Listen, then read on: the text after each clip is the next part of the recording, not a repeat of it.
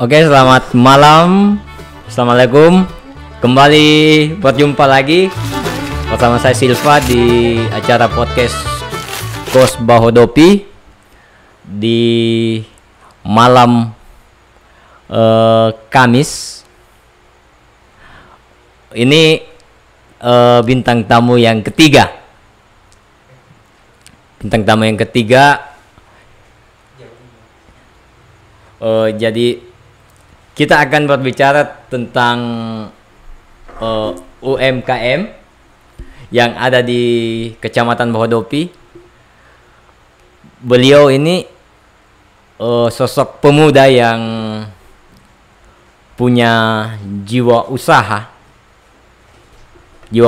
dan bagaimana cara membuat satu usaha di Kecamatan Bahodopi. Mungkin kita perkenalkan diri saja lah ke bintang tamunya.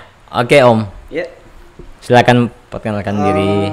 Nama lengkap atau nama panggilan? Nama lengkap atau sembarang bebas, Om. Oh, dua-duanya mungkin, Ya, Bang. dua-duanya. Nama saya panjang sebenarnya. Fitrawan Alamsyah Alhamsi. Tapi kalau nama panggilan banyak versi sih sebenarnya. Ada yang panggil Fitra ini khusus orang yang bisa dikatakan sudah akrab dengan saya. Kayak teman-teman kampung, teman sekolah, itu panggil Fitra. Tapi kalau panggil Alam, itu kebanyakan orang-orang yang baru kenal. Karena kalau pertama kali saya kenal sama orang, pasti saya sebut nama saya Alamsyah. Alamsyah. Terus ada juga yang panggil Hamsi. Nah, ini yang panggil Hamsi ini rata-rata dari teman kerja di perusahaan. Saya kan kebetulan kerja di perusahaan juga. Karena nama saya di absen itu panjang Fitrawan Alamsyah, terus di bawah ada sambungan lain Alhamsi. Jadi orang lebih dominan lihat ke situ. Hamsinya. Iya, lebih menonjol di absen Alhamsinya. Jadi orang panggil saya Hamsi, khususnya Cina. Iya, itu. Kira-kira seperti itulah. Oh ya. Ini Om, saya mau panggilnya Om atau apa ini? Om saja supaya Om lebih saja, akrab. Ya. Begini, Om. Saya mau tanya ini apa? Kenapa Om Fitra tertarik berusaha atau mendirikan suatu usaha di Bahodopi? Sebenarnya sih tujuan awalnya saya ke Bahodopi. Kebetulan saya bukan asli sini. Saya dari Sulawesi Selatan. Ya. Saya awalnya ke sini dulu tujuannya bukan mau kerja di perusahaan. Saya mau buka usaha. Bukan buka usaha juga, cuman mau jalan-jalan karena kebetulan pada waktu itu di kampung ada teman yang kebetulan mau mau kasih masuk lamaran ke sini. Ya, di perusahaan sini. Terus saya bilang, saya boleh enggak ikut sekalian jalan-jalan karena kan dari mulut ke mulut di Bahodopi ini kan suasananya luar biasa. Jadi saya penasaran juga. Saya ikut. Nah, setelah tiba di sini kurang lebih 2 hari saya lihat teman kasih masuk berkas begitu.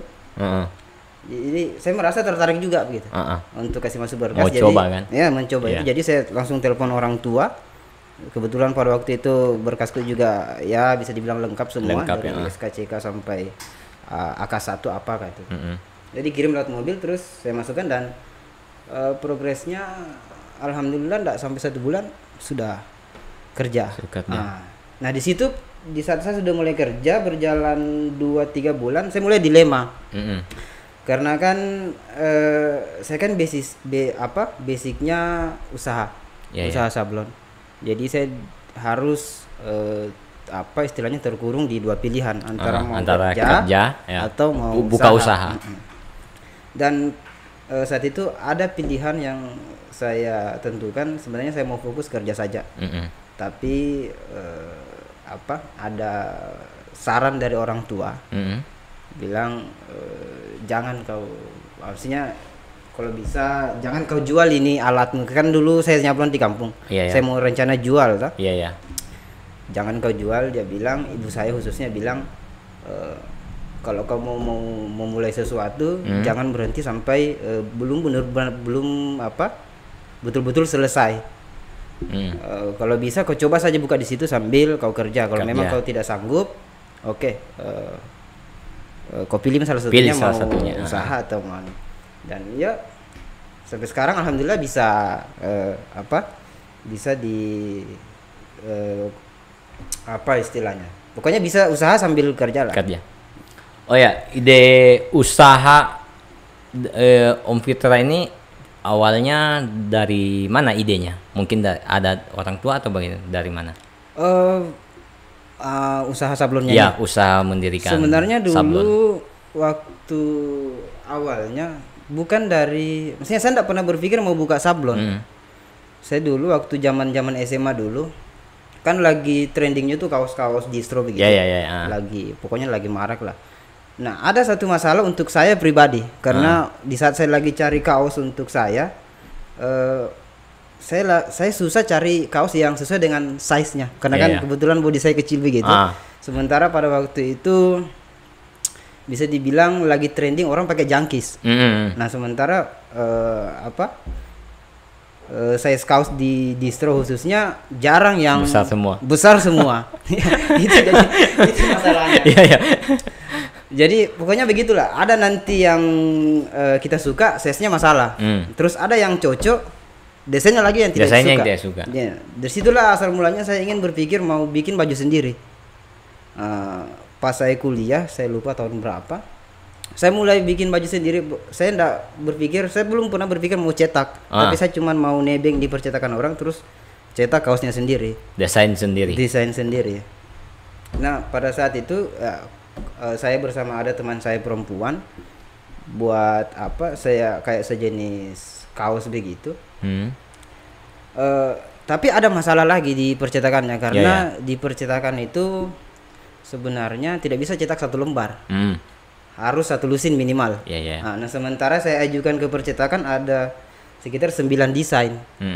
Jadi kalau 9 desain terus mau di satu lusin satu desain banyak sekali. Banyak sekali jadinya. Jadi bagaimana nih caranya ini? Jadi satu-satunya jalan menurut saya waktu itu tetap ini kita cetak 9 lusin, tapi sisanya harus dijual. Tidak mungkin mau dipakai semua. Nanti kita tiap orang ganti baju. Seperti itu. Jadi ini teman saya perempuan jadi berikan saran bagaimana kalau kita jual, kita bikin brand, kita rancang baik-baik brandnya, kita jual, terus kalau memang bagus kita lanjutkan seperti itu. Nah, setelah jalan memang awal-awalnya bagus sih, apresiasi dari teman-teman, maksudnya baju-bajunya dibeli teman-teman komunitas, keluarga semua. Cuman memang yang jadi masalah desainnya sulit. Susah sekali desainnya. Terus itu juga persoalan banyaknya kaos, terlalu banyak kaos. Sementara orang-orang yang beli kan cuman di ruang lingkup, maksudnya di dalam circle Ji. Maksudnya kita mau lempar keluar susah juga orang mau terima karena ini ini brand apa ini? Ini saingan kan banyak. Iya, saingan banyak, terus kita mau pendatang baru. Kan tidak mungkin juga mau langsung diterima. Itu yang jadi masalah. Jadi disitulah mulai saya berpikir kalau terlalu banyak kaos dicetak susah sekali jualnya. Maksudnya banyak dicetak terus desainnya itu terus. Maksudnya satu lusin, satu desain sama semua. Itu masalahnya.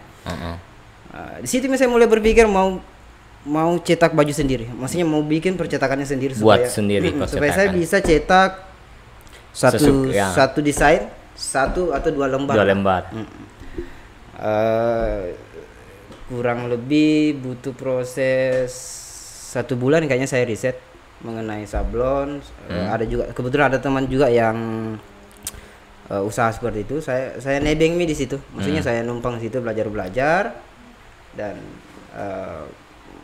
dia bantu semua mengenai pengadaan mesinnya semua, bahan-bahannya bagaimana. Dan setelah itu setelah saya bisa dikatakan bisalah nyablon, mulainya saya bikin untuk branding saya sendiri yang cetak sendiri untuk brand yang saya bilang tadi. Ini kan Om Fitra, nama percetakannya ini kan Basablon atau Bahdopi Sablon ya. Apa ini percetakan yang pertama atau ada sebelum Basablon ini? Kalau jenis percetakannya baru pertama. Ini. Iya, tapi namanya sudah ganti. Namanya sudah ganti. Iya, dulu namanya itu Bahodopi Project. Project. Bahodopi Project.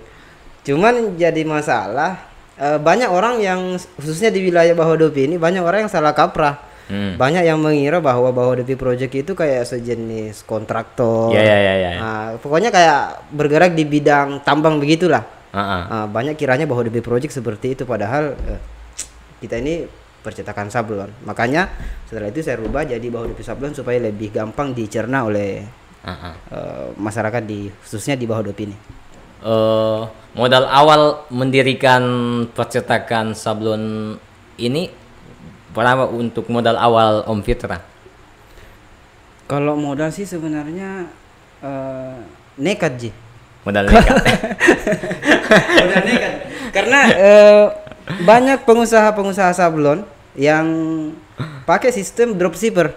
Jadi dia cuman modal branding saja, maksudnya dia cuman pasang bahwa dia menerima jasa sablon. Setelah dia dapat orderan, dia lempar ke percetakan. Rata-rata seperti itu modalnya. Itu untuk yang pemula. Tapi kalau memang mau terjun langsung ke bagian, maksudnya terjun langsung ke produksinya, enggak terlalu banyak jika. Kira-kira kisaran berapa Om? Tergantung lagi mau yang, kan jenis sablon banyak. Ada yang manual, ada yang digital. Tidak, yang Om Fitra untuk modali usahanya ini berapa awalnya? Modalku. Saya dulu beli alatnya awalnya semua bekas karena kan modalnya pada waktu itu minim. Iya. Kisaran berapa? Kisaran enggak sampai 10 juta lah. Enggak sampai 10 juta. Modalnya itu asalnya dari mana? Apa dari orang tua atau Om Fitra memberanikan diri mengambil pinjaman atau bagaimana? Kolaborasi. Pokoknya kolaborasi, ada dari pinjaman, ada dari orang tua sedikit, terus ada juga kebetulan waktu kuliah saya juga bisnis online begitu, ada hasil dari situ. Terus ada dari teman-teman juga yang support, ya bisa dibilang pinjaman juga. Seperti itu. Basablon ini berdiri di Bahodopi tahun berapa Om?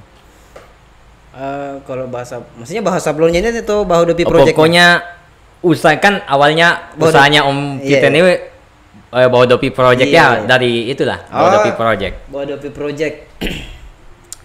Awalnya itu akhir 2019 menjelang 2021.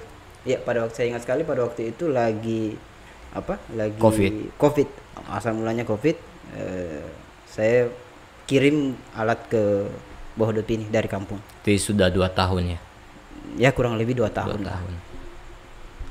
Wah, luar biasa. Di sini tuh Om Fitra kelola percetakannya sendiri atau ada bantuan keluarga yang dipanggil di kampung atau teman?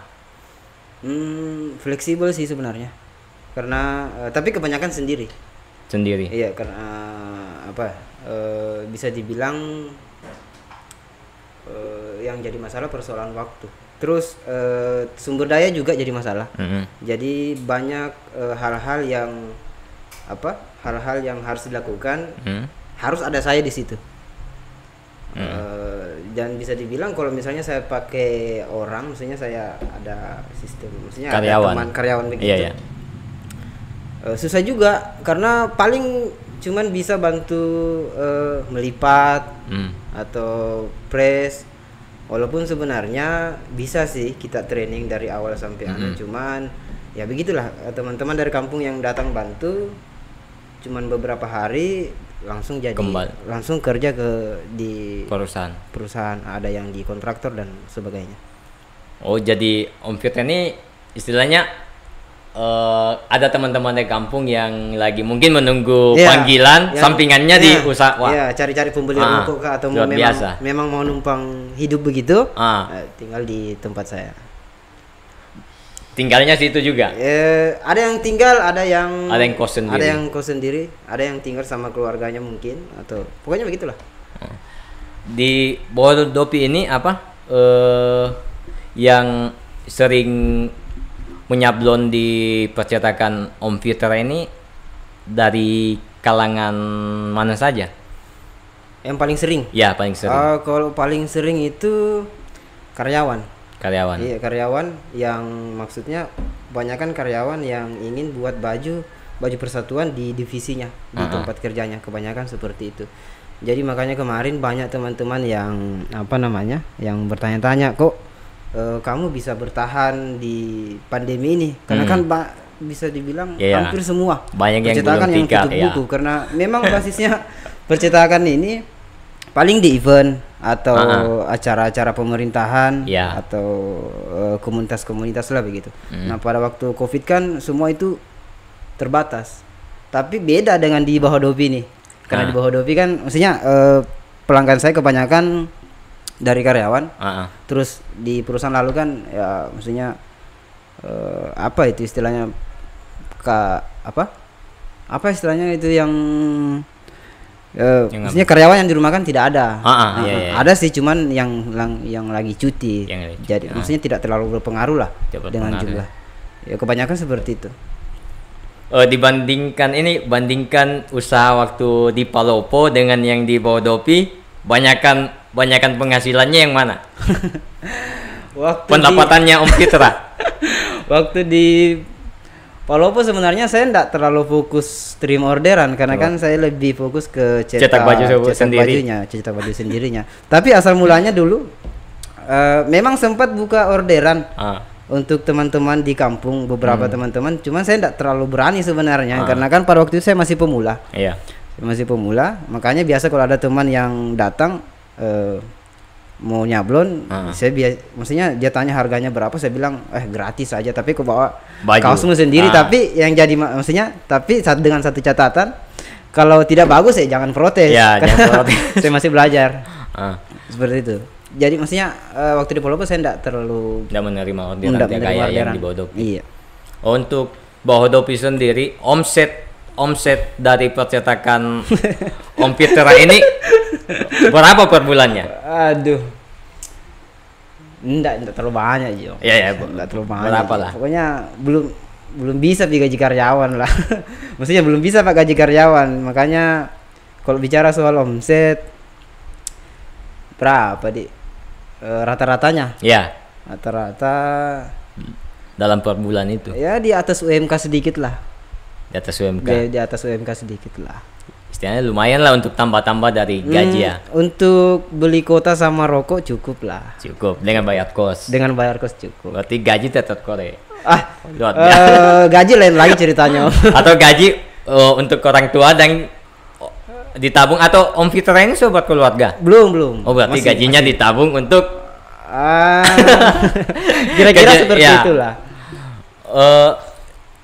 Apa Om Fitra tidak berpikiran untuk mengembangkan percetakan?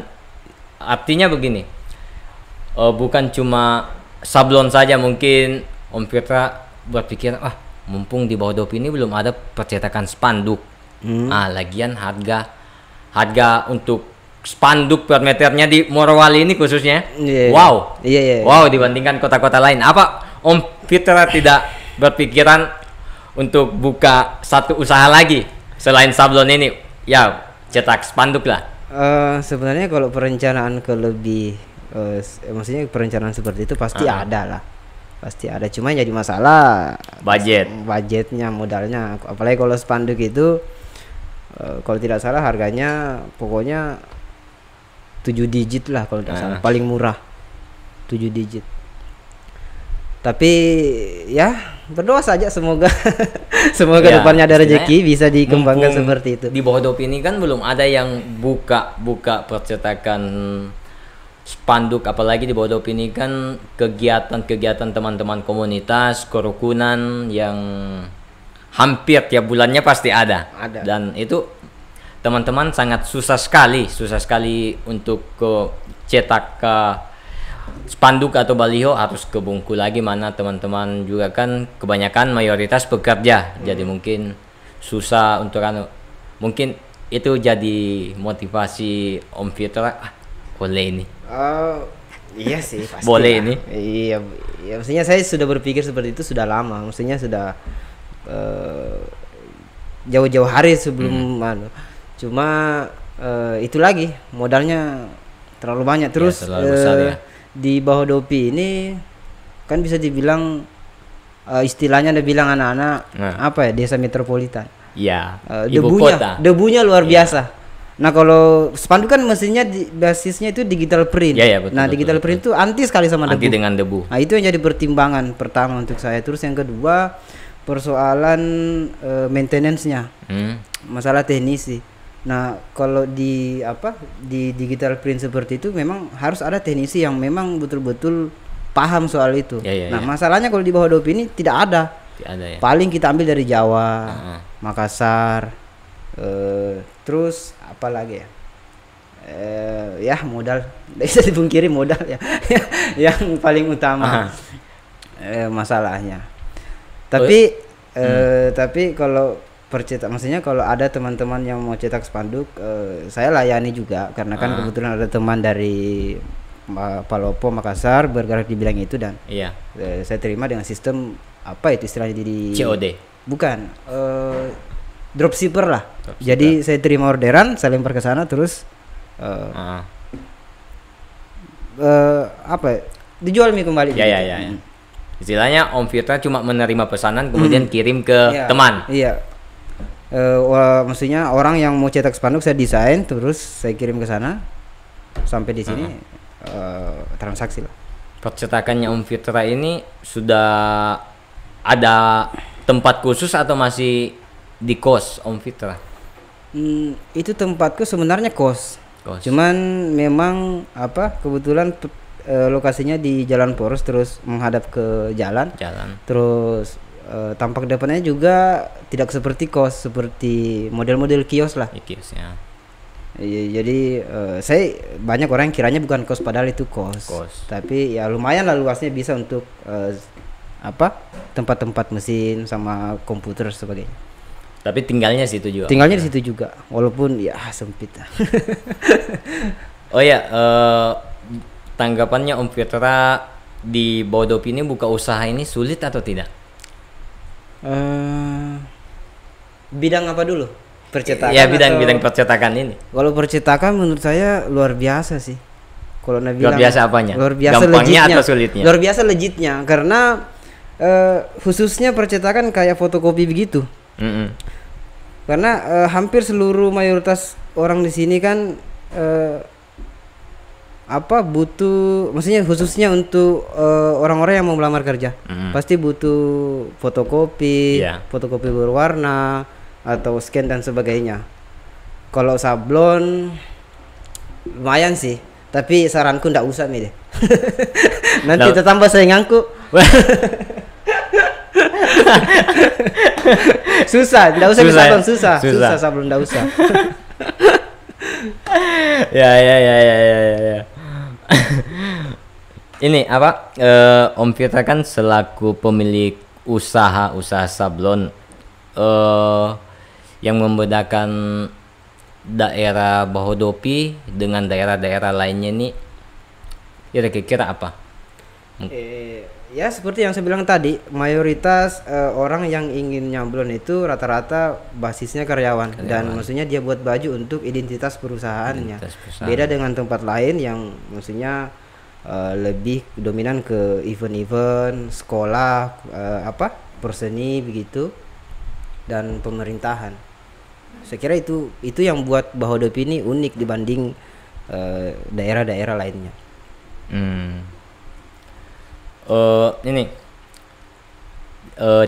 Ini kan banyak teman-teman karyawan yang juga berpikiran ingin membuka suatu usaha, baik itu usaha apalah. Karena menurut teman-teman ada beberapa juga teman yang sempat buka-buka toko, misalkan toko pakaian apa. Ini menurut Om Fitra sendiri, tips untuk teman-teman yang baru ingin membuka usaha untuk usaha sampingan di luar dari kerja di kawasan, itu menurut Om apa kira-kira tipsnya? Iya. Ya cukup berani saja sih sebenarnya. Maksudnya ini untuk karyawan atau memang pengusaha tok. Teman-teman karyawan kan banyak teman-teman karyawan yang saya juga mau kayak dia atau kayak Om Fitra buka usaha tapi saya tidak mau percetakan kan saya tidak tahu pokoknya usaha apa saja. Tips dari Om Fitra itu. Tipsnya maksudnya pintar-pintar lah lihat peluang. Itu sih yang paling utama.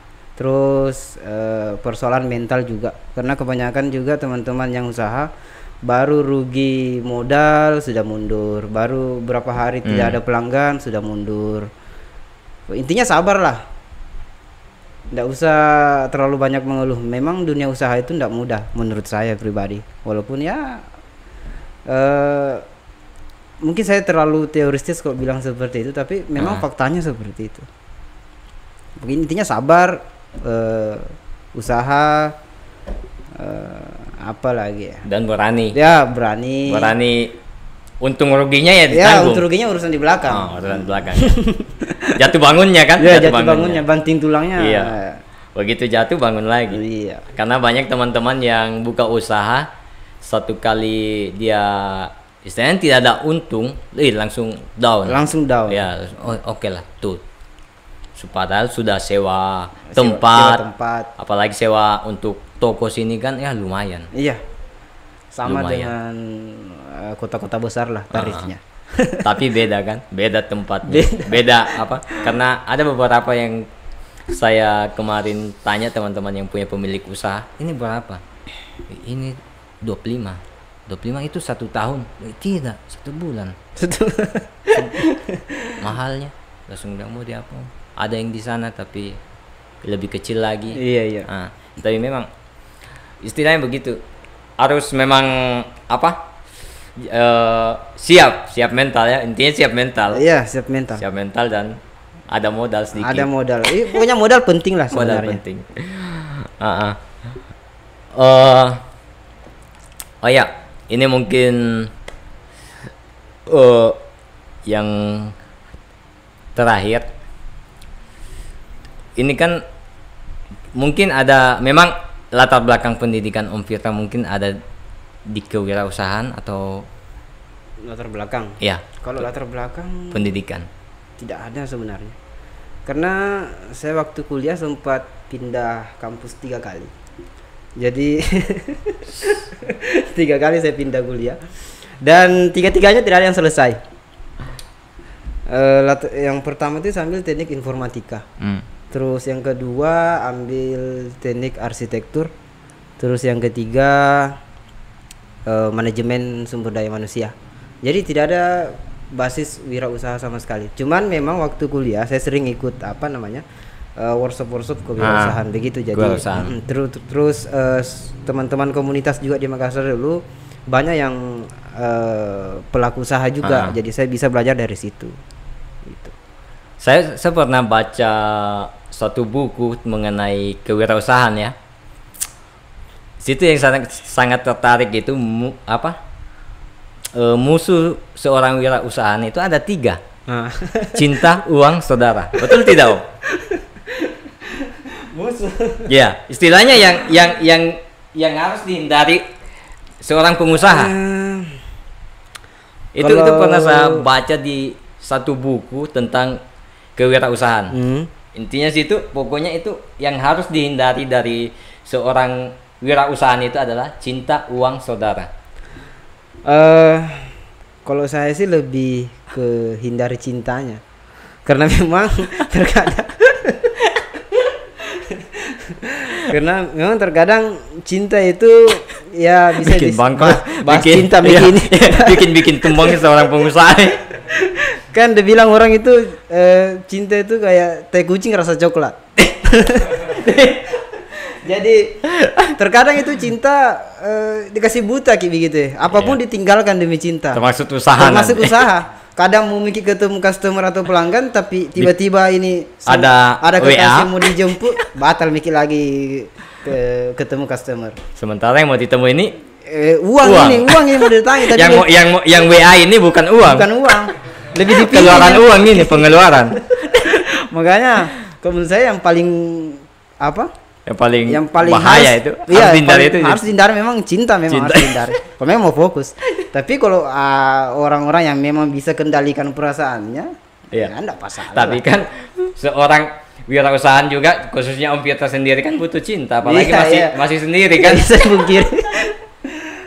Oh ya, mungkin itu saja Om, dan saya mewakili teman-teman podcast. Terima kasih atas endorse dari Om Fitra. Sama. Sablonnya, termasuk ini yang saya pakai sekarang ini hasil dari sablon pengusaha muda asal Palopo yang berjuang mengelola usahanya di Bumi Morowali, khususnya di Kecamatan Bahodopi. Untuk teman-teman yang ingin mau sablon, kira-kira bisa hubungi, ada mungkin akun media sosial atau alamat studio percetakan Om Fitra? Akun media sosial ada di Instagram Basablon. Terus WhatsApp ada kan ditertera nanti di sini di bawah? Ada? Ada Ji? Ya ada di bawah sini. WhatsAppnya ada di bawah sini. Jadi jangan lupa follow Instagram Basablon. Iya, Basablon. Bahodopi Sablon. Pasti harga pas lah untuk keuangan teman-teman. Bisa diatur lah kalau soal bisa harga. Diatur. Oh ya, oke, besok dia saya bisa diatur ya. Ya, jadi bagi teman-teman komunitas kerukunan yang akan buat event atau kegiatan-kegiatan, daripada jauh-jauh mau pesan sablon, bajunya, kostumnya, silakan ke percetakan Basablon. Ya, seperti yang diutarakan tadi Om Fitra, itu ada akun media sosial di Instagram. Silakan follow teman-teman. Situ silakan DM atau komen di setiap postingan-postingan Basablon. Dan kami saja bangga bisa pakai hasil karya Om Fitra. Jadi terima kasih banyak Om atas endorse-nya. Ya, sama-sama. Semoga sukses selalu ke depannya, usahanya semakin maju. Amin. Semoga tercapai cita-citanya untuk lanjut ke percetakan yang cetak baliho. Amin. Pokoknya sukses untuk pekerjaan Om Fitra di IMIP dan sukses untuk usaha Om Fitra di luar. Oke, terima kasih banyak atas kehadirannya malam ini. Nanti lain kali kita bincang-bincang lagi. Oke, siap. Pokoknya ini asik ini.